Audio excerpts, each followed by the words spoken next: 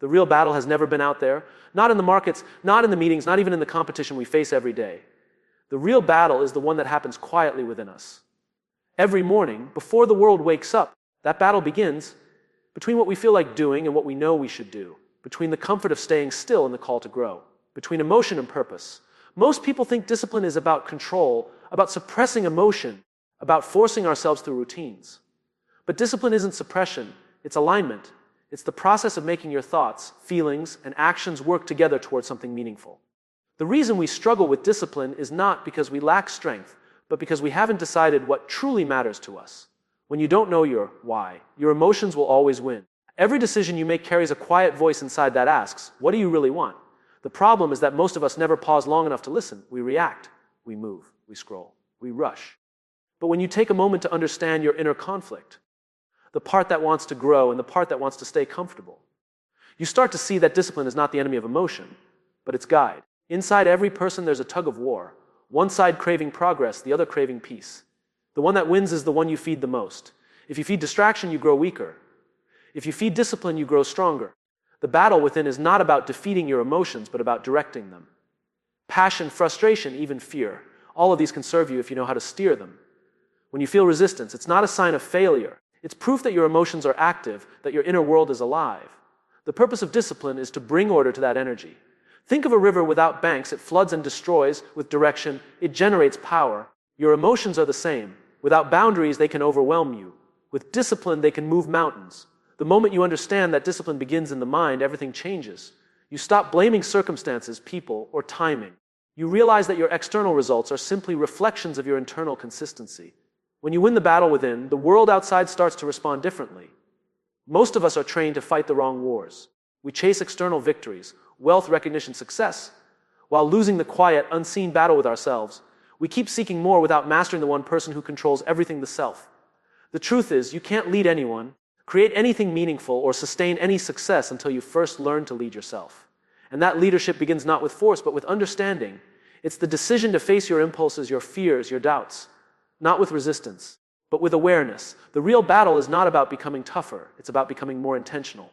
Emotion is one of the most powerful forces in human life. It drives every decision, every connection, every act of courage, and every moment of hesitation. Emotion is pure energy. It can lift you to unimaginable heights or pull you into quiet defeat. The difference lies not in the emotion itself, but in how you direct it. That's where discipline comes in. Discipline is not the absence of emotion. It's the art of channeling it towards something that matters. Imagine your emotions as wind, unpredictable, powerful, sometimes overwhelming. Left unchecked, they can scatter your focus and pull you off course. But when you build the sails of discipline, that same wind becomes the force that carries you forward. The stronger your discipline, the better you harness the energy of your emotions. You stop being blown around by how you feel and you start steering toward where you want to go. Most people think discipline kills emotion, but the truth is it gives emotion purpose. Anger can become determination. Fear can become preparation. Sadness can become reflection. The disciplined mind doesn't silence emotion. It listens, translates, and then decides what to do with it. The power of discipline is that it transforms raw feeling into meaningful motion. When you lack discipline, emotions take the lead. You say things you regret, you make choices that don't serve you, and you drift away from what you truly value. But when you cultivate discipline, you create space, a moment between feeling and action, where choice lies. In that space, you can decide whether to react or to respond, whether to give in or to grow. Discipline turns emotion from something that controls you into something that fuels you. Think of the athlete who uses exhaustion as motivation to push harder, the leader who channels frustration into focus, or the artist who turns heartbreak into creation. These aren't emotionless people. They're emotionally disciplined people. They've learned to use the energy within instead of fighting against it. The relationship between emotion and discipline is not one of conflict, but of balance. You need both. Too much emotion without discipline leads to chaos. Too much discipline without emotion leads to emptiness. The key is harmony, using discipline as the structure that allows emotion to express itself productively. Emotion gives life its color, discipline gives it shape. One without the other leaves us incomplete. When you master both, your actions stop being random reactions and start becoming deliberate expressions of who you are. You move not because of impulse, but because of intention. And the truth is, once you learn to direct your emotions with discipline, you become unstoppable. Not because life gets easier, but because you've learned how to move forward, even when it doesn't feel good to do so. Motivation is one of the most misunderstood forces in personal growth. We treat it like a spark that will somehow keep burning on its own. as if a few words, a song, or a burst of inspiration will carry us through the long, difficult climb. But motivation is fleeting by nature. It's emotional fuel, not structural integrity. It gets you started, yes, but it was never designed to keep you going. What sustains progress isn't motivation, it's discipline. When you rely on motivation, you're depending on how you feel. But feelings are unpredictable. One day you wake up inspired and ready to move mountains. The next you can barely get out of bed. If your commitment to your goals depends on how you feel, you'll always live at the mercy of your mood. Discipline breaks that dependency. It teaches you to act based on your values, not your emotions. There's a dangerous myth that says you have to feel ready before you begin. The truth is, readiness is a lie the mind tells to delay discomfort. You don't wait for motivation to show up, you move and motivation follows. The disciplined person doesn't ask, do I feel like it? They ask, is it necessary? That simple shift from emotion to purpose transforms your entire relationship with effort. Every successful person has faced the same battle. The moments when motivation disappears, when excitement fades, when progress feels invisible. The difference between those who continue and those who quit isn't talent or luck. It's the quiet decision to keep going anyway. Discipline is what you fall back on when enthusiasm runs dry. It's the bridge between intention and achievement. Motivation makes you act when things feel good. Discipline makes you act when they don't. One is a burst, the other is a habit. Motivation can ignite passion, but without the structure of discipline. That passion burns out quickly. When you train yourself to act regardless of emotion, you no longer need to chase motivation. You become your own source of momentum.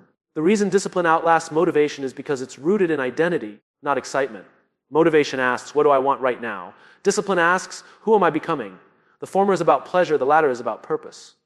When your actions align with who you aspire to be, consistency becomes natural, even when comfort whispers otherwise. Think about the small, unglamorous actions, the early mornings, the difficult conversations, the moments of restraint when no one's watching. Those are the seeds of mastery. Discipline thrives in those quiet spaces where motivation has long since vanished. Every time you choose consistency over comfort, you reinforce the belief that you are capable of more than your emotions suggest. And the beauty of it all is that when discipline becomes your foundation, motivation stops being something you wait for. It becomes something you generate. The very act of showing up, even when you don't feel like it, reignites the fire. You stop chasing energy and start creating it. There is a small, almost invisible space that exists between what you feel and what you do. It's the pause between emotion and action. And in that pause lies the essence of self-discipline. Most people move too quickly to notice it. They feel something, anger, fear, excitement, and they act, they react. But those who master themselves learn to live inside that pause. They understand that in that single breath, they hold the power to change the outcome of almost any situation. Emotions arrive fast. They're ancient survival signals designed to make us act instantly, to protect, defend, escape. But in the modern world, not every emotional impulse deserves an immediate reaction. Discipline is what allows you to catch that impulse before it controls you. It's not about suppressing emotion, but about creating just enough space to ask, what's the right move here? When you pause, even for a moment, you disrupt the cycle of reactivity.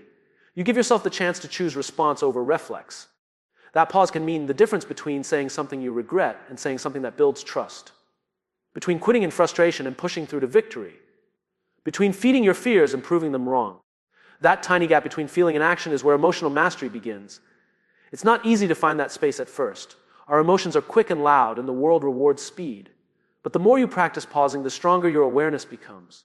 You start noticing your triggers, the people, the moments, the thoughts that spark emotion. And each time you pause before reacting, you reclaim a little more control. It's like strengthening a muscle you didn't know you had. The pause is not weakness, it's wisdom. It's the recognition that reaction is easy, but intention takes strength. When you slow down your response, you don't lose power, you gain it.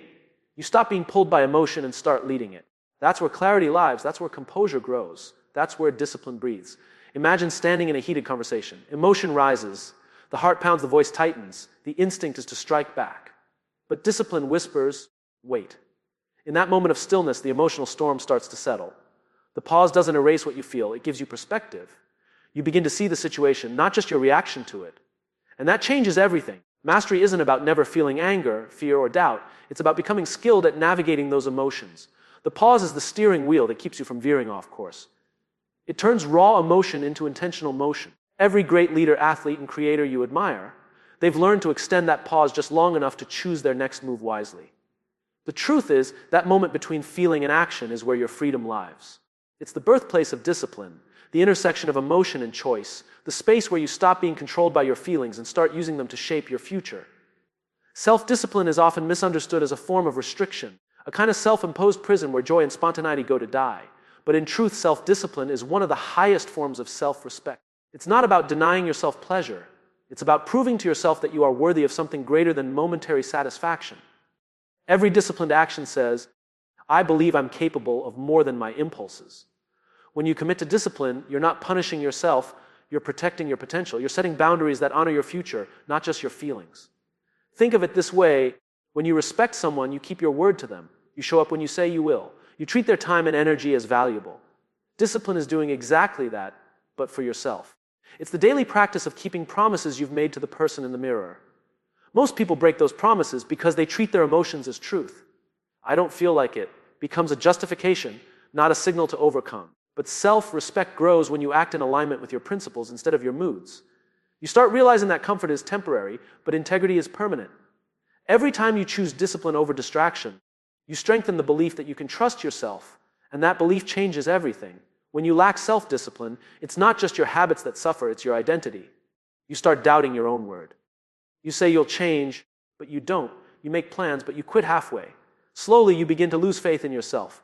That's why discipline matters so deeply, because it rebuilds that faith. It's the daily act of showing yourself that you mean what you say. Self-discipline transforms self-doubt into self-respect through evidence. Not through affirmations or wishful thinking, but through consistent action. You don't build confidence by talking about your goals, you build it by honoring them. The disciplined person doesn't need to convince themselves they're capable. They've proven it through repetition. Every completed task, every resisted temptation, every difficult choice is a deposit in the bank of self-worth. And the truth is, self-respect feels better than indulgence ever will. The momentary comfort of giving in fades quickly, but the quiet pride of discipline lasts. It's the satisfaction of knowing you did what was right for you, even when no one else was watching. That's real strength. That's real freedom. Discipline also reshapes how you see yourself. Instead of chasing validation from others, you begin to find fulfillment within. You stop needing approval because your own respect becomes enough. You don't have to prove anything to anyone. Your consistency speaks for itself. The disciplined person isn't louder, they're steadier. Their confidence doesn't come from recognition, it comes from reliability. And that's the power of self-discipline as self-respect. It creates a foundation of trust within yourself so strong that external validation becomes optional. You start to understand that the most powerful commitment you'll ever make is the one you make to your own growth. And every act of discipline is how you keep that promise alive. The mind is a muscle, and like any muscle, it grows through resistance, repetition, and recovery. Self-discipline isn't built overnight, it's trained, refined, and strengthened one small choice at a time. You can't expect mental toughness to appear when you need it if you haven't been exercising it daily. The people who seem calm under pressure, focused under chaos, and consistent through challenges aren't born that way. They've trained their minds to stay steady when emotion wants to take over. Training the mind begins with awareness. You start noticing your patterns, the moments when you hesitate, the excuses that feel convincing, the emotions that try to steer your decisions. Every time you catch yourself before falling into those old habits, you're lifting mental weight. It's that pause, that moment of choice, that strengthens discipline the most. Awareness is the warm-up, action is the workout. The truth is, consistency is heavier than motivation. It requires showing up even when there's no reward, no applause, no visible progress. But every repetition counts. Every time you honor your routine, every time you follow through on a commitment, you're carving new neural pathways, teaching your mind that effort isn't negotiable. Just like physical training, the results don't show immediately, but the transformation is happening beneath the surface. The key is to start small. Discipline doesn't begin with monumental actions, it starts with micro decisions. Waking up on time, finishing the task you promised, choosing patience over reaction. Each of these choices, insignificant on their own, compound into something extraordinary. Over time, you stop needing willpower to do what's necessary. It becomes your nature. Training the mind also means accepting failure as part of the process. Muscles don't grow without tension, and discipline doesn't grow without friction. You will slip, you will procrastinate, you will have days where emotions win. But instead of self-criticism, use those moments as feedback. Ask, what triggered me? What can I learn? Every setback is another rep in your training. The more you recover and return, the stronger your mental endurance becomes. There's also a quiet humility in training discipline. You realize it's not about perfection, it's about progress. The disciplined mind doesn't chase flawless performance, it values persistence. It's not how perfectly you act in one moment, but how consistently you return to your path after each detour. The goal isn't to feel in control every second, it's to keep moving forward even when you don't. Over time, discipline turns into rhythm. What once felt forced becomes fluid. What once felt heavy becomes natural. You begin to operate with quiet strength, not because life has become easier, but because you've become sturdier. Your emotional waves still come, but they no longer drown you. You've trained your mind to stand firm. And that's the beauty of discipline as a trained muscle. It's built slowly, quietly, through repetition. It doesn't announce itself. It reveals itself in your patience, your persistence, and your peace. Discomfort is the birthplace of growth. It's the raw material from which strength, wisdom, and resilience are built. Yet most people spend their lives avoiding it, running from the very thing that has the power to transform them. Self-discipline requires that you make peace with discomfort, not as an enemy to resist, but as a teacher to learn from. Every time you choose discomfort over ease, you're sending a message to yourself. I'm willing to do what others won't so I can become who others can't. The growth never feels comfortable while it's happening.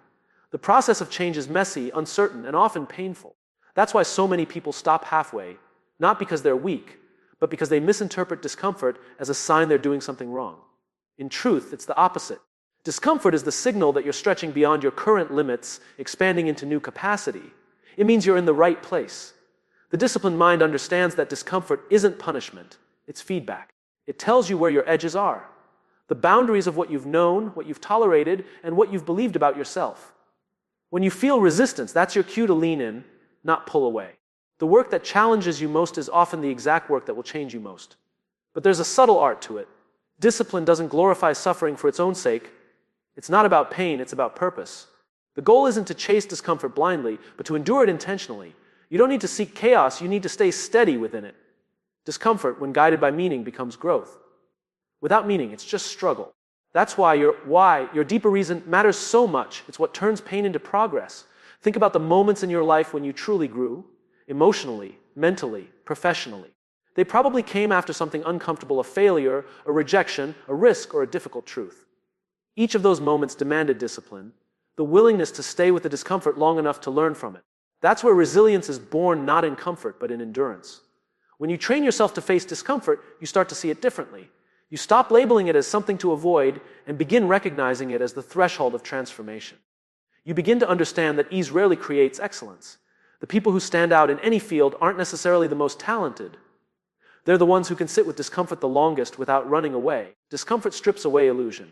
It reveals what's real, your fears, your doubts, your limitations. And in that exposure, you find clarity. You realize that the obstacle was never the challenge itself, but your resistance to it. When you learn to sit in discomfort with awareness instead of avoidance, you turn pain into perspective. You start to grow from the inside out. And over time, something incredible happens. The discomfort that once made you hesitate begins to feel like home. Not because it's easy, but because it's honest. You start to crave the stretch, the challenge, the friction, because you know what comes after evolution. Freedom is a word we love to use, yet so few truly understand it. Most people mistake freedom for the absence of rules, the ability to do whatever they want, whenever they want. But real freedom isn't about doing what feels good in the moment. It's about having the strength to do what's right in the long run. It's not about living without limits. It's about creating the kind of limits that set you free. Self-discipline is that paradox, the structure that unlocks your potential, the boundaries that make expansion possible. When you live without discipline, you're not free. You're bound by impulse. You become a prisoner to your emotions, your distractions, your habits. You may feel in control because you're doing what you want, but in truth, you're being controlled by what you can't resist. Freedom without discipline quickly turns into chaos. But discipline, when chosen consciously, becomes liberation, the kind that gives you power over yourself. Discipline gives you choices. It creates space between reaction and decision, between desire and direction. It allows you to say no to what's easy so you can say yes to what's meaningful. Each disciplined act expands your capacity for freedom because it builds trust in your ability to follow through, to stay steady, to govern yourself. And when you can trust yourself, you no longer need the world to control you. This is the quiet irony discipline, which feels restrictive at first, eventually leads to lightness. It removes the clutter of indecision, the weight of regret, the anxiety of inconsistency. You start moving through life with clarity instead of confusion. You stop chasing temporary highs because you found something deeper, the calm that comes from alignment. Discipline doesn't shrink your life, it gives it shape, and that shape creates meaning. Freedom through discipline also means you no longer need to prove yourself to anyone. You're not living reactively, trying to keep up with expectations or comparisons. Your actions come from intention, not impulse. You know who you are, where you're going, and what you're willing to do to get there. That kind of freedom can't be given by anyone else. It's earned through consistent practice, one disciplined choice at a time.